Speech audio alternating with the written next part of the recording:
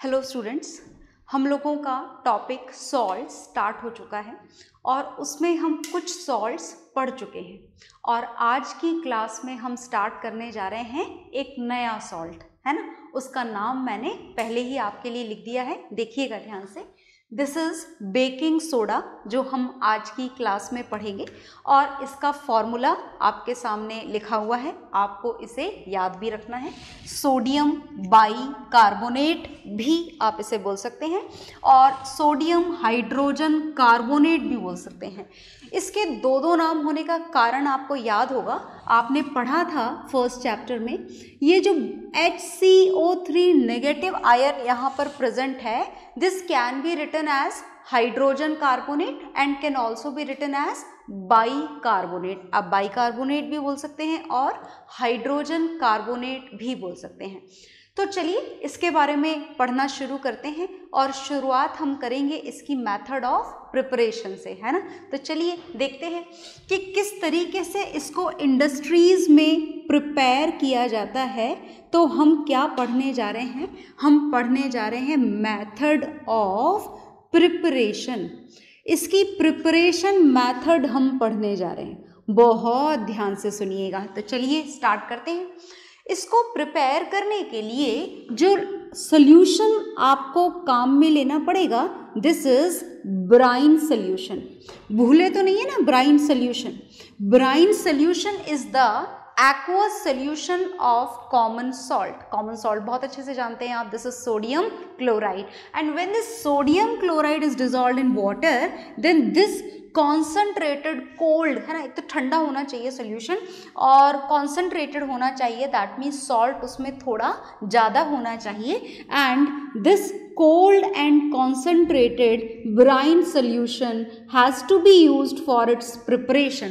किसकी प्रिपरेशन हम करने जा रहे हैं? हम बेकिंग सोडा की प्रिपरेशन करने जा रहे हैं। तो देखिएगा ध्यान से, इस बेकिंग सोडा की प्रिपरेशन के लिए इतना बड़ा एरो अभी हमको नहीं लगाना है, क्योंकि इसमें कुछ और भी चीज़ें हैं जो ऐड करनी है। तो देखिएगा और क्या ऐड करना है।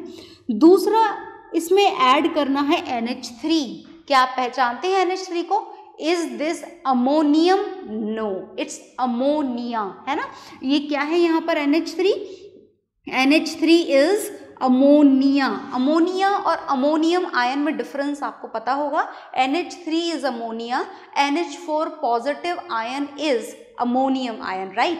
और इस अमोनिया और ब्राइन सोल्यूशन के मिक्सचर में एक और गैस है जो हमें पास करवानी है, this is carbon dioxide gas. तो मतलब टोटल मिला करके आपने यहाँ पर जो रिएक्टेंट काम में लिए हैं, these are 4। How many reactants are here? 4 reactants हमने यहाँ पर यूज करे हैं। Sodium chloride, it's aqueous solution, ammonia gas and carbon dioxide gas. 2 gases हम पास करवाएंगे और इससे जो प्रोडक्ट हमको मिलेगा वो प्रोडक्ट मिलेंगे, प्रोडक्ट भी यहाँ पर 2 मिलेंगे। एक प्रोडक्ट यहाँ पर मिलेगा NH4Cl एंड जो सेकेंड प्रोडक्ट है वो है आपका डिजायर्ड प्रोडक्ट जो आपको चाहिए यहाँ पर, दिस इज NaHCO3। तो मिल चुका है आपको जो चाहिए था, दिस इज बेकिंग सोडा। मिल गया बेकिंग सोडा? बिल्कुल मिल गया। पर बेकिंग सोडा के साथ में एक और प्रोडक्ट मिला है और ये जो एक और प्रोडक्ट मिला है NH4Cl, इस NH4Cl का भी नाम तो आपको यहाँ पर मेंशन करना ही पड़ेगा। So this is ammonium and Cl is chloride, so this is ammonium chloride, right. Okay, आ गई बात समझ में? तो ये है यहाँ पर reaction which is completed and now out of these 2 filtration has to be done and by the use of separating technique आपको यहाँ पर आपका प्रोडक्ट सेपरेट किया जा सकता है। ये आपको मिल जाएगा easily, baking soda. So this is the method of preparation of baking soda. ये है मेथड ऑफ प्रिपरेशन, आप इसे नोट डाउन कर लीजिए और फिर हम पढ़ेंगे इसकी केमिकल प्रॉपर्टीज कम यूजेस, दोनों एक साथ ही पढ़ेंगे हम। तो पहले आप इसे नोट डाउन कर लीजिए, ओके।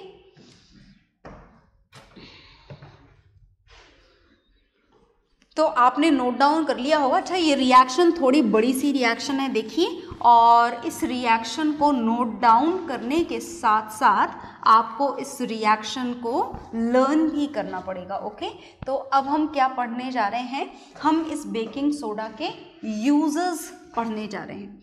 बहुत इम्पॉर्टेंट यूजेस होते हैं इस बेकिंग सोडा के, बहुत ध्यान से सुनना। और यूजेस जानने से पहले आप इसकी बहुत इम्पॉर्टेंट एक प्रॉपर्टी जान लीजिए, that when we are going to add this baking soda in water, that means when we are going to use aqueous solution of baking soda, अगर आप इस बेकिंग सोडा का एक्वस सोल्यूशन काम में लें तो इसका एक्वस सोल्यूशन, वैसे तो ये सॉल्ट है तो एक्वस सोल्यूशन का pH 7 होना चाहिए, पर इस एक्वस सोल्यूशन का pH 7 नहीं होता है, इसका जो pH होता है इट इज़ मोर देन 7, और मोर देन 7 होने का मतलब आप ये बोल सकते हैं कि it's aqueous solution is slightly alkaline. कैसा सोल्यूशन होता है इसका? इसका सोल्यूशन होता है स्लाइटली एल्कलाइन। एल्कलाइन का मतलब basic, is it okay? Slightly basic solution होता है। और ये जो उसका कैरेक्टर है स्लाइटली बेसिक होना, ये हमारे बहुत काम का है। तो चलिए जान लेते हैं, सबसे पहले इसी का यूज जान लेते हैं, that as it is slightly alkaline in nature, so how it can be useful for the human beings. Is it okay? तो देखिएगा, हम इसका यूज जानने जा रहे हैं, that it can be used as an antacid. आप इसे किस तरीके से काम में ले सकते हैं? You can use it as an antacid. क्या आप एंट एसिड का मतलब समझे? जो एसिडिटी का अपोजिशन करता हो, दैट इज एंट एसिड। तो एसिडिटी की प्रॉब्लम हमको कब होती है? ये हमने पढ़ा था पीएच पढ़ते वक्त। स्टमक में हो जाती है, हमें क्या हो जाती है? स्टमक में एसिडिटी की प्रॉब्लम हो जाती है। कब हो जाती है एसिडिटी की problem? When there is a excessive secretion of acid in our stomach, and it usually happens when the problem of indigestion is there in stomach. आपके पेट में अगर इंडाइजेशन की प्रॉब्लम है, एक्सेसिव एसिड अगर सीक्रेट हो चुका है, तो that is the problem of acidity which is created in your stomach, and that can be removed by the use of this baking soda. Is it okay? तो आपको baking soda का थोड़ा सा कंजप्शन कर लेना होता है, तो पेट की एसिडिटी क्या हो जाती है? खत्म हो जाती है। तो चलिए जानते हैं कि आखिर आपके पेट की एसिडिटी खत्म कैसे हुई। तो चलिए हम यहाँ पर जानना शुरू करते हैं। लुक हियर, हमने अपने पेट की एसिडिटी को खत्म करने के लिए क्या काम में लिया? What is this? baking soda. And baking soda, as I am going to tell you repeatedly, that it is basic in nature, and now it is going to combine with the acid which is secreted in your stomach. This is hydrochloric acid. Is it okay? So when we are going to consume this baking soda during this acidity, then these two are going to react with each other. So look here, a basic solution is going to combine with the acidic solution. So what should happen? क्या होगा यहाँ पर? Reaction होगी। कौन सी वाली reaction होगी? This reaction can be considered as the neutralisation reaction. कौन सी रिएक्शन बोलेंगे हम इसको? हम इससे बोलेंगे न्यूट्रलाइजेशन रिएक्शन। बेस है ना, तो बेस किससे कंबाइन होने वाला है? एसिड से कंबाइन होने वाला है। तो whenever the base is going to combine with the acid, which type of reaction will take place? Neutralisation reaction. So this is definitely going to neutralize the effect of acid which is present in our stomach. So look here, कौन सी reaction होगी? हालांकि ये वाली reaction आप पहले भी पढ़ चुके हैं एसिड की केमिकल प्रॉपर्टी में. So I am going to write down the products directly.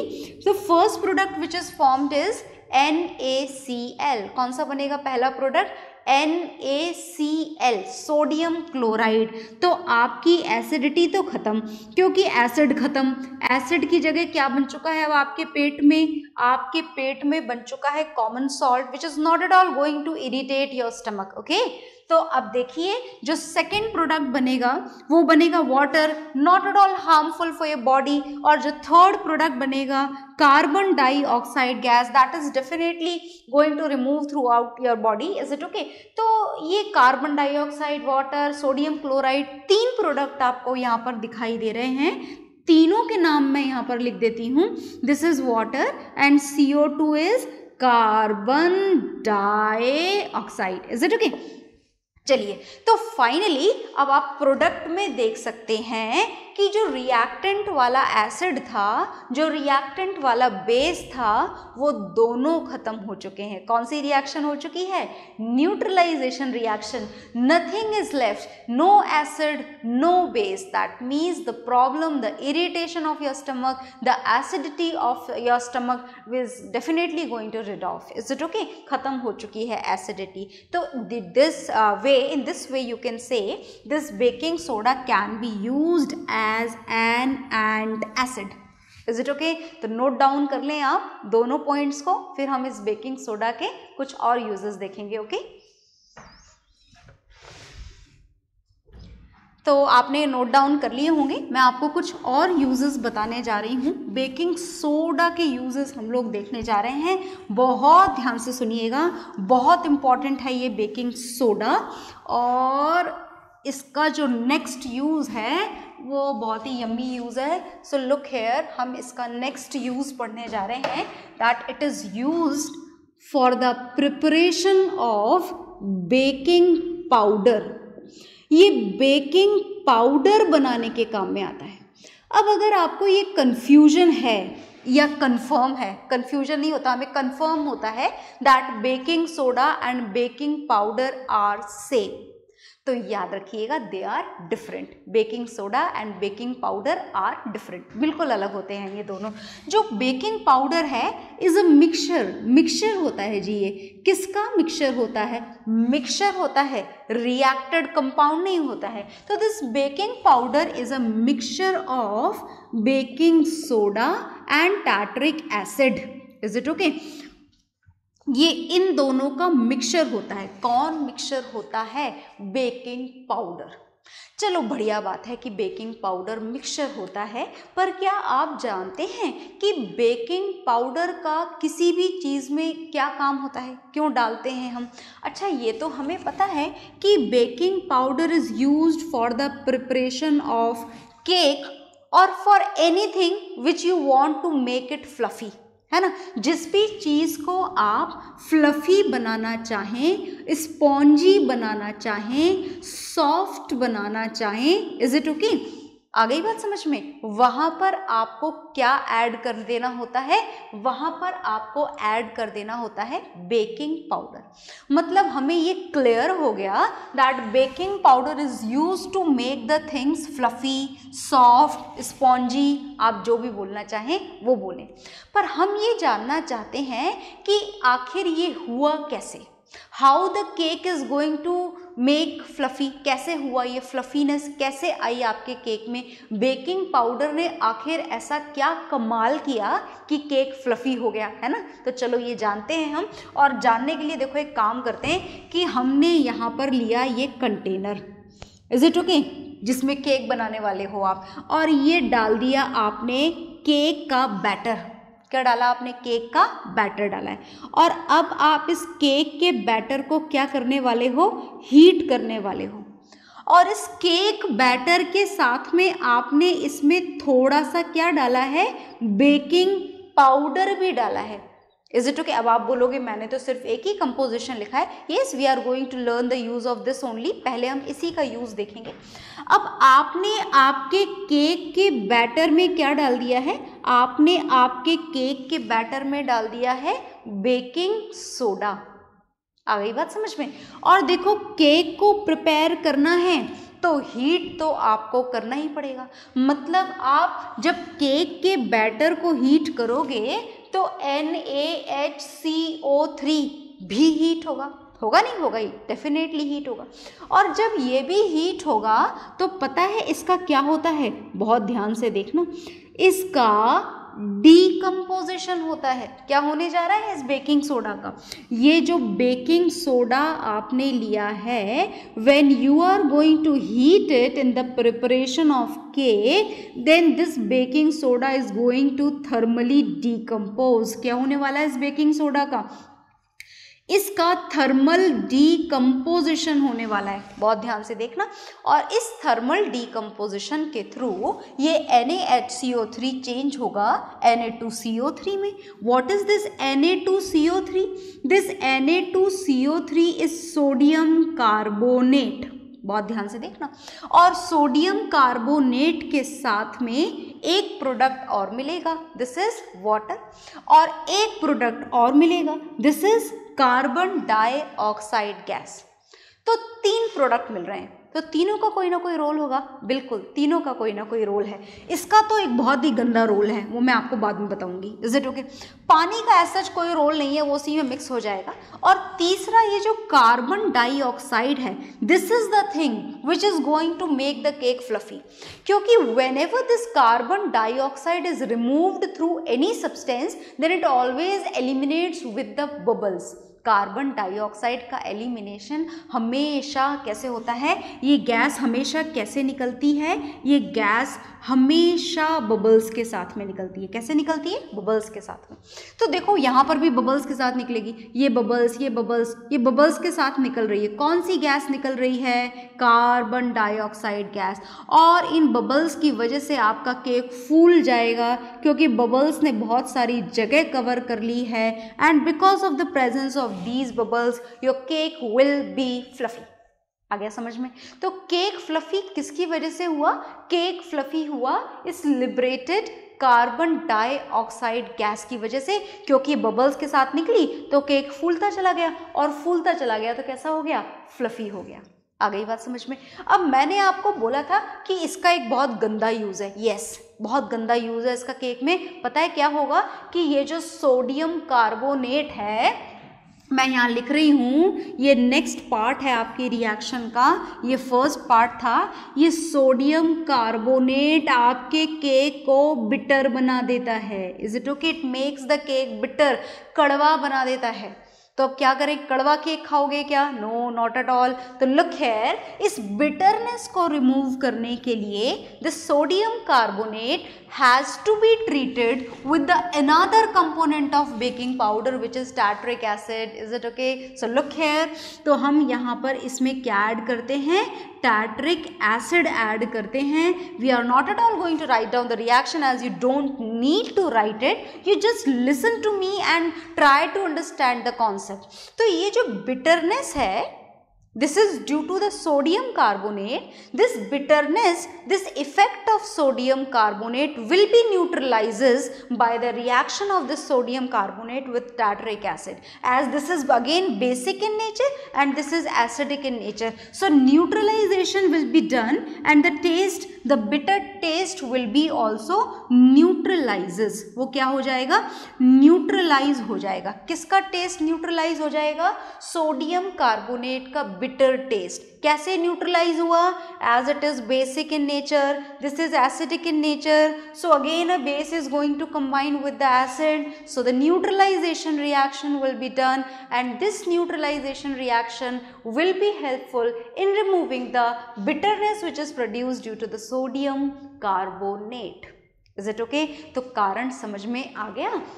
दोबारा से जरा ऊपर आ जाइए। तो हम बेकिंग पाउडर पढ़ रहे थे, which is the mixture of baking soda and tartaric acid. तो बेकिंग सोडा का क्या काम था? बेकिंग सोडा का काम था हीट होकर बबल्स के साथ में ढेर सारी कार्बन डाइऑक्साइड निकालना, जिससे केक फ्लफी हो जाए, फूल जाए, स्पॉन्जी बन जाए।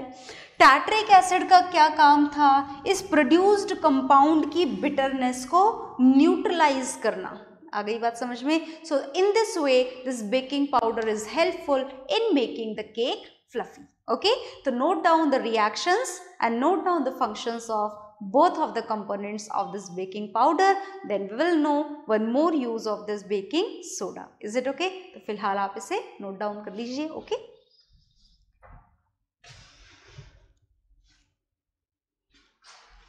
तो आपने नोट डाउन कर लिया होगा। नोट डाउन आप ज़रूर करें, इज़ इट ओके? हमेशा अपने नोट्स रेडी करें। आपको जो नोट्स मिल रहे हैं वो बहुत बढ़िया बात है, आप उन्हें लर्न करें, but always write down each and everything in your own hand writing also, okay, ताकि आपको चीज़ें ज़्यादा बेहतर तरीके से समझ में आए। तो now we are going to know this third use of the same compound baking soda. तो जो थर्ड यूज हम इस बेकिंग सोडा का पढ़ने जा रहे हैं उसे ध्यान से सुनिएगा कि आखिर ये क्या यूज है। That it is also used, बहुत ध्यान से देखना, is also used in fire extinguishers. Is it okay? आग बुझाने के भी काम में आता है ये। कौन काम में आता है? Baking soda. Is it okay? तो कैसे काम में आता है देखिएगा ध्यान से। इसके लिए लेने होते हैं सिलेंडर्स। क्या लेने होते हैं? सिलेंडर्स, है ना, आग बुझाने के लिए, है ना। फायर एक्सटिंग्विशर्स का मतलब फायर पुट ऑफ करने के लिए, ओके। तो ये हमने लिया यहाँ पर सिलेंडर। इस सिलेंडर में प्रेजेंट होती है ग्लास बॉटल। कौन सी बॉटल प्रेजेंट होती है? ये है, क्रिकेट बैट नहीं है ये, दिस इज ग्लास। मैं उस साइड लिख देती हूँ so that the reactions can be return towards this side, okay. Look here, so this is a glass bottle and in this glass bottle an acid has to be filled. Which acid? An acid has to be filled in this glass bottle and this is sulfuric acid. पहचानते हो ना आप इसे? H2SO4.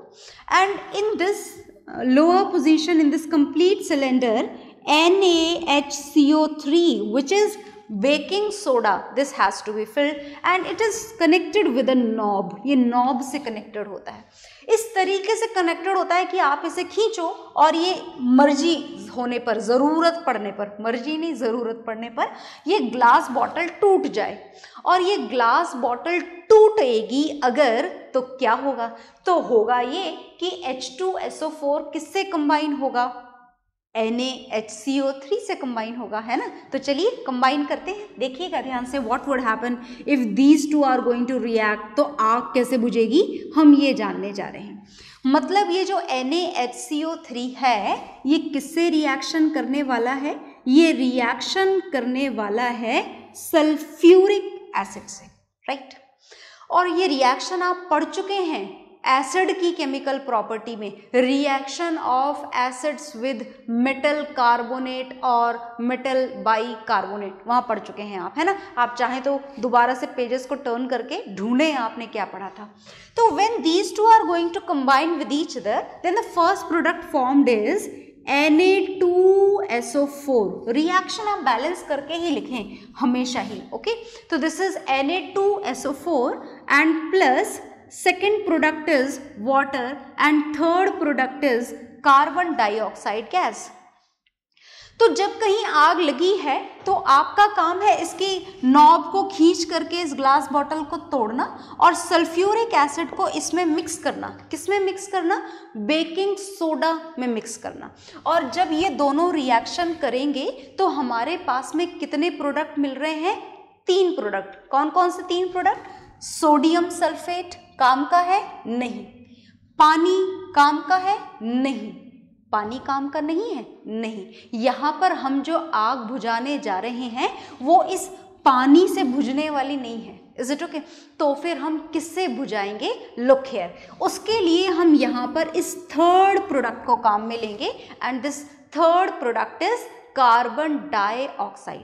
क्या carbon dioxide gas से भी आग बुझाई जा सकती है? बिल्कुल बुझाई जा सकती है। कैसे? देखिएगा ध्यान से। भाई मान लीजिए, लुक हियर, ये यहाँ पर लगी हुई है आग, इज इट ओके? और आपने यहाँ पर बड़े से पाइप से ढेर सारी क्या पास कर दी? कार्बन डाइऑक्साइड गैस, है ना। ये जो आग लग रही थी, इस आग को जलते रहने के लिए, है ना, किसकी ज़रूरत होती है?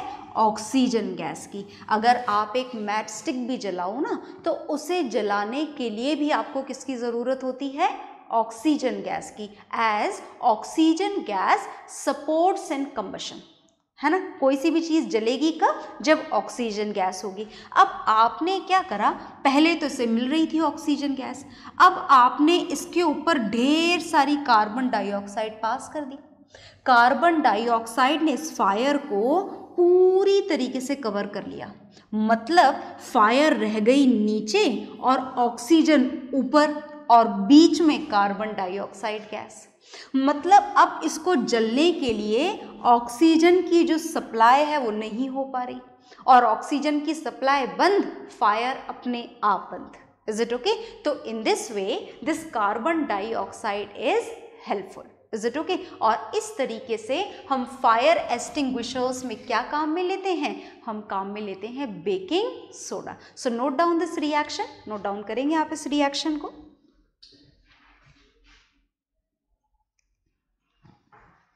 हाँ जी, तो हमने यहाँ पर बेकिंग सोडा के सारे यूजेस पढ़ लिए हैं, और इसके बाद में नेक्स्ट क्लास में हम पढ़ेंगे next salt. Is it okay? Bye everyone.